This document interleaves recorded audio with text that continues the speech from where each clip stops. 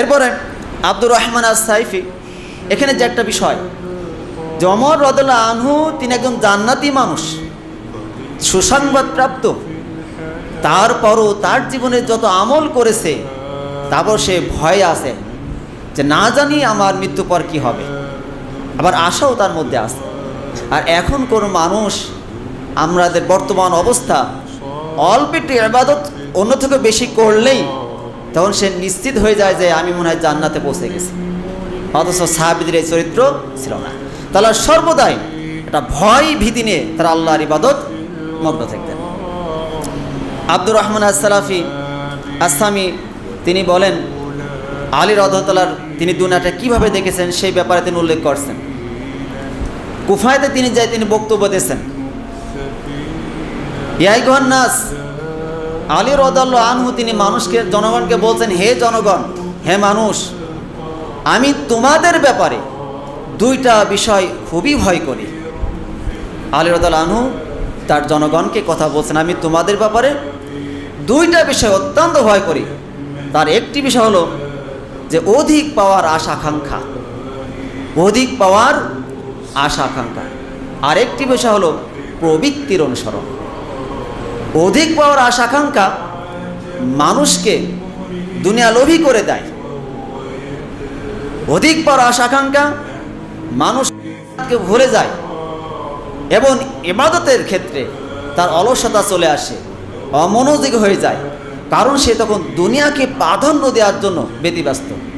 কারণ সে চাই, সে মনে করে যে আমাকে কিছুটা করতেই হবে, অর্থাৎ তার মধ্যে এমন প্রতিযোগিতার সৃষ্টি হয় যে আমার থেকে অমুকের অর্থ সম্পদ বেশি হয়ে যাচ্ছে, অর্থাৎ আমাকেও তার থেকেও বেশি সম্পদের মালিক হওয়ার জন্য প্রচেষ্টা চালায়।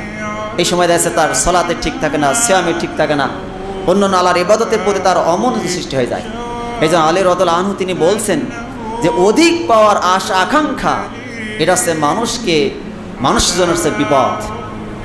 এরপর তিনি বললেন কি, অধিক পাওয়ার আশা আকাঙ্ক্ষা আরেকটা হলো প্রবৃত্তির অনুসরণ। প্রবৃত্তি এমন একটা জিনিস, এমন একটা বস্তু যা মানুষকে সত্য বাধা দান করে, সত্য গ্রহণে বাধা দান করে। একজন মানুষ যদি প্রবৃত্তির অনুসারী হয় তাহলে ওই ব্যক্তি কাছে আপনি যতই কোরআন এবং হাদিসের আলোচনা করেন, যতই তাকে আপনি পরকালের জীবন ইহকালের জীবনের তুলনা মানুষের সামনে আলোচনা তার সামনে তুলে ধরা হোক না কেন, সেই ব্যক্তি কখনোই সেটা গ্রহণ করতে চাইবে না। কারণ সে দেখবে তার মন তার সুবিধা, সে এই জিনিসটা চেষ্টা করবে দুনিয়ার সুবিধা। প্রবৃত্তি এমনটা জিনিস ও সবসময় নিজের স্বার্থকে হাসিল করতে চায়। সত্য গ্রহণ করলে যদি তার বিপরীত হয়ে যায় তাহলে সত্যকে ছেড়ে দেবে, আর সত্য গ্রহণ করলে যদি তার পক্ষেই থেকে যায় তাহলে ও সত্য গ্রহণ করবে। আছে প্রবৃত্তি অনুসরণকারী। যে ব্যক্তি প্রবৃত্তি অনুসরণ করলো তাহলে সেও ক্ষতিগ্রস্তের মধ্যে পড়লো। আলী রাদিয়াল্লাহু আনহু তার জনগণকে এই কথাটা তিনি বলছেন। এরপর বলছেন, সাবধান, তোমরা দুনিয়া লোভী হও না, তোমরা আখিরাতের সন্তান হও। কারণ আখিরাত হচ্ছে চিরস্থায়ী জীবন, দুনিয়া হচ্ছে অস্থায়ী জীবন। আজকে তুমি বেঁচে আছো, আজ তোমার জন্য কর্মের দিন, এখানে কোনো প্রতিদান নেই।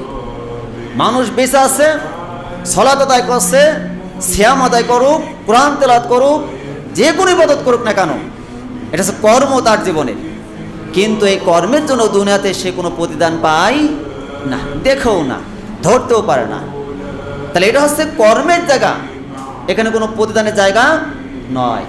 এরপরে আলী রাদিয়াল্লাহু আনহু তিনি বলছেন, আগামী দিনটা হচ্ছে প্রতিদান দিবসের দিন, সেখানে কোনো কর্মদিন নয়। অর্থাৎ মানুষ যখন মৃত্যুবরণ করবে, কবর জগৎ তার প্রথম হচ্ছে কবর। কবরে যদি মানুষ তার কর্মের ফলাফল সেখানে সে পাওয়া শুরু করে দেবে। অর্থাৎ কবর জগতে যদি সেই দুনিয়াতে কবর জগতে সেখানে কোনো কর্ম নেই, আখিরাত জগৎ কোনো কর্ম নেই, সেখানে বিষয় হলো যে শুধু প্রতিদান আর প্রতিদান।